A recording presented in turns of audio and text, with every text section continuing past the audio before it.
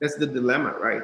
At the beginning, it's in this transition, you're trying to do both, right?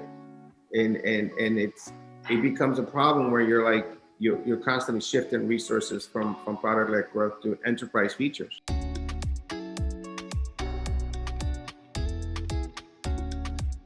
You start realizing that you have to choose budget every day. Am I gonna focus on content and SEO and inbound, or am I gonna focus on targeted campaigns, right? At strategic accounts, right? Or investing in the right programs and the right style. Like the way that you approach a C-suite is much different than you approach a manager or a director at a company. And so you really have to make a hard pivot at some point, right? And so that's something that we did last year throughout the pandemic. We decided that was the opportunity that we had. There was already so much disruption happening.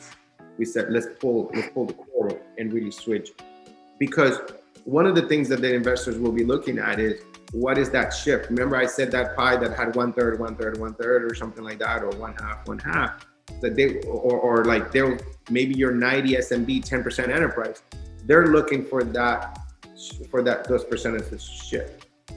And so like that's how the investment, the financing teams will say you have made it through this journey. Got it. When the SMB shrinks and the enterprise just keeps growing for X number of quarters, right? So the first one is percentages. The other one is duration of time. But then you start looking below that, right? It's like, in order to test that the whole engine is working, right? The engine that you have to rebuild while you're in mid-flight, right? It's like, for example, it's what kind of reps are you bringing, right? What percentages of them are hitting their quota, right? This is the typical, right? It's like,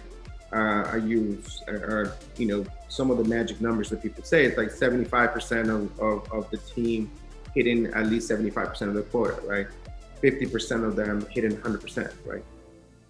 And are you doing that with the right segment of customers? It's really the most important thing, right? If you have not weaned the team from selling the smaller deals or the smaller companies, right? You have to show that you define your target. We call core ICP, the ideal company profile.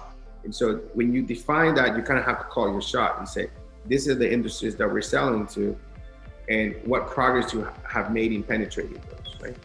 And then it's repeatability of consistency of quarter after quarter, right? Of you being able to close that type of deal, right? So that's why the time is. So you start from a percentage, then you start revenue growth. Growth rate is an important one. Average selling price is an important thing. It's like the better. Can you share what happened to your ASP without too much detail? Just like. Roughly. I think roughly, for example, our ASP. Like just in the past 6 months, our ASP tripled, right?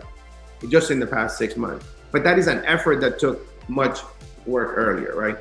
It's like, and when I say triple, it's triple across the entire customer base, right? The average of all of our customers, right? It's been tremendous, and I'm much more balanced. Like there's a threshold, right? That I would say $40,000 to $50,000, right, and below might be an SMB purchase. Maybe a little bit less. I would say 20,000 and less, right? It's like classic SMB, where you're like, put a credit card, you can get that done once you start crossing, $20,000, $30,000 and up, then it starts becoming a more complicated sell. And so you're kind of stuck in that between 30 to 70. It's just so much effort, but not that much more. And so the question is, you need to start going and realizing, can your product deliver the value to a business that is going to be 6 figures and above? Because you're already introducing, it's all about the sales complexity, right? And you don't, and so you kind of have to make the trade-off. If you're going to be stuck selling a $40,000 max product, you're not going to find the right balance maybe to support the sales compensation, the cost of acquisition, and the benefit to the business, right? And so that's what pushes you to have to go higher. And it's like you have to pick one or the other.